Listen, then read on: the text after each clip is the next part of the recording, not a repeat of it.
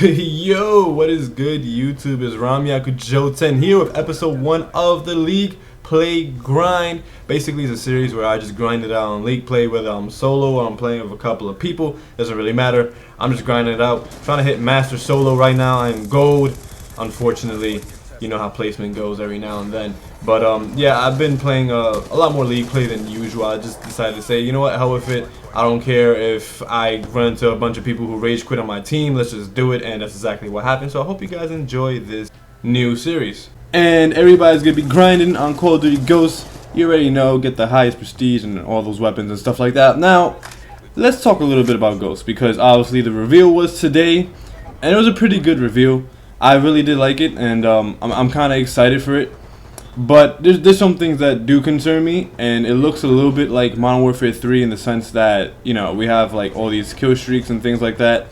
And I really didn't like the way the kill streaks were set up in Modern Warfare 3, where we had different packages. We had the Specialist, Assault, and Support. And come on, guys, let's face it, the Support package was just so abusive. I mean, when you played on Modern Warfare 3, majority of the time, especially on Domination, what you were going to see was Ballistic Vest all over the map in every corner you can find, and Ballistic Vest was just extremely annoying. It was pretty much the second coming of Juggernaut, but at least Juggernaut had a counterbalance, and that counterbalance was stopping power, because if it was stopping power versus Juggernaut, it pretty much was an even match. I mean, first of all, Juggernaut, you didn't have stopping power, so your gun was weaker than the guy with stopping power. He just had that extra health, and you obviously know what stopping power did. So it had a counterbalance, and even though both Juggernaut and stopping power were extremely broken and OP, they balanced each other out. And in Modern Warfare 3, we didn't have that counterbalance. There was nothing to counterbalance a Ballistic Vest. It was like, okay, this guy has Ballistic Vest,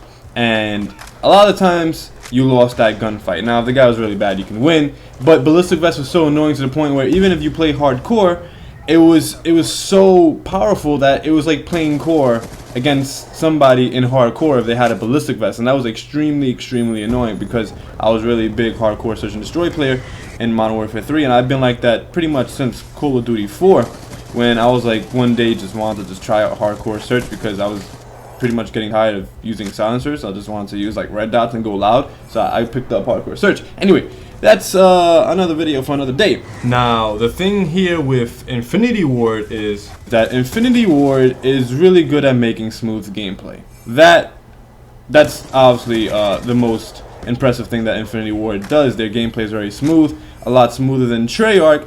But I like Treyarch better as the developer for Call of Duty, because Treyarch usually tends to rebalance what Infinity Ward has broken in the game.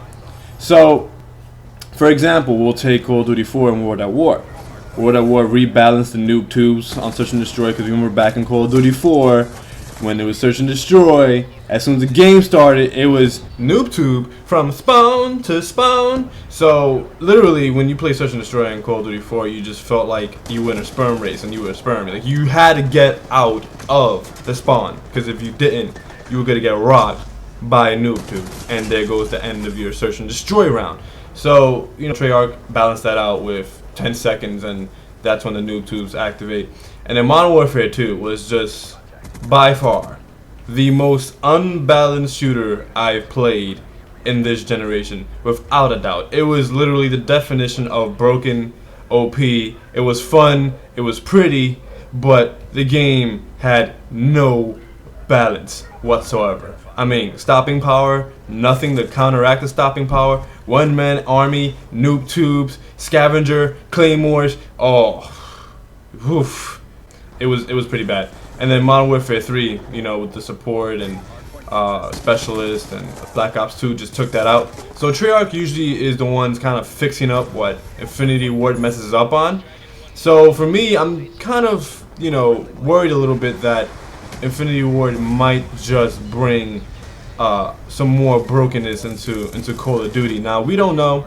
I'm not going to be quick to judge. I'm just stating on past experiences in Infinity Ward games, they play a lot smoother, they play a lot better than Treyarch games, but they're usually the definition of OP, because just a lot of retardedness happens in Infinity Ward games, despite the fact that they're so smooth. And it doesn't matter how smooth the game is, if it's not properly balanced, it's not properly balanced. And Call of Duty Ghosts there's a lot of things that might make it seem that way due to this reveal. Like, they brought back the assault, specialist, and support packages, which I'm not a huge fan of, and I never was a huge fan of. And they're doing, you know, other things that are implemented to the game that was never done before, such as sliding, which I actually kind of do like. But sliding can become the next big thing. Like in previous Call of Duty games, it was all about drop shooting. And in this game, they kind of nerfed drop shooting a bit by having you miss a couple of first bullets when you drop shot, so then it became jump shooting. And that's when the claw method and scuff controls became really, really prevalent and pretty much the meta for the game. If you don't have a scuff or you don't play claw, you're going to lose a lot of gun battles against people who either have a scuff or do play claw or play paw, which is a scuff and claw because they have the paddles in the back. So, you know, that's the method right there that a lot of pros tend to use. So sliding might become a little bit overpowered, such as the lean in system. Now the lean in system, I do agree with. I think this is something that had to be done in Call of Duty for a very long time. I think it's a bit overdue and a little bit late, but hey, you know the saying, better to be late than not to show up. So better late than never. So I'd rather have that than not have it at all, but that can also become a big annoyance as well when you're playing, you know, game types that have objectives and you defend objectives such as capture the flag, search and destroy, and hardpoint. And I'm just talking about, you know, what's played professionally on the professional circuit as of right now, but there's also domination and other things like that. And of course, it's just pure camping as well. So on Rainbow Six, as we can all remember, Rainbow Six Vegas on Xbox 360, you know, during the golden years of the, you know, Xbox Live when it first started and whatnot, it was all about lean in, lean out, you know, throw a frag, throw an incendiary, you know, pop in, pop out, pop somebody. You guys already know the deal on Rainbow Six Vegas back in the day. But in Rainbow Six it made sense because it was more of a strategical, tactical game. You know, running around, doing the run and gun system in that game really didn't work out too well. And Call of Duty is just really all about, you know, run and gun. It's a fast-paced first-person shoot-'em-up arcade kind of style. So when you add this strategical and tactical element into something like Call of Duty, it can become very broken and it can become very overpowering. So I want to see how that's going to be used and be effective. Now, one way they can counterbalance this is by having bullet penetration that actually makes sense. Like, if I can shoot through steel, then I think it should make sense to be able to shoot through a plank of wood. So if a guy is leaning in, leaning out, then guess what? Shoot the wall and you get him, pretty much. So bullet penetration that makes sense will definitely help kind of balance that as well. I do like the destructible environment. That is finally in Call of Duty. Now the question is, how well is it going to be done? Is it going to be done like Battlefield 4 where everything is destructible?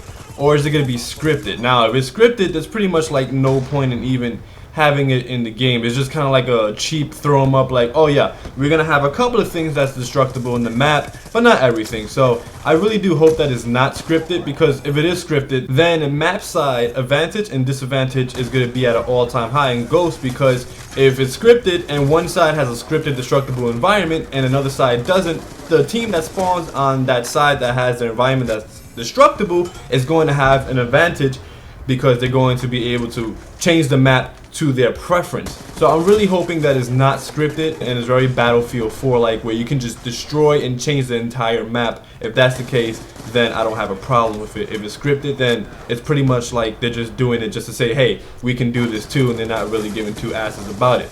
Now the final problem I have is the SATCOM, is the brand new UAV. They didn't really go in too much into that. All they said is it's not air drone anymore. It's going to be put on the floor and you can destroy it. Now the problem is, how long is it going to last? Is it going to last for 30 seconds like usual, or is it going to be something that just stands there forever and has to be destroyed? Because if that's the case, then that's a problem. And of course, there were many other things that were shown in the review today of Call of Duty Ghosts, but I couldn't get to them all. And if you guys have anything that you want me to talk about specifically in Call of Duty Ghosts, then I will get to that. But those are the things that I kind of saw as the most important and most prevalent for me personally. And whatever you guys want me to talk about next, and just comment, let me know, and I'll definitely get to it. I'm Jouten of the Rogue Assassins. I'm pretty excited for Ghost. There can be a couple of problems with Ghost with how they kind of structure it thus far, but this is only the first showing, so maybe it's not as bad as I think, and maybe I'm overthinking it a bit. But until next time, I'll catch you guys then. I hope you guys enjoyed this video. If you did, give it a thumbs up, share it, do all that good stuff to help the channel grow. And until next time, I will catch you guys then.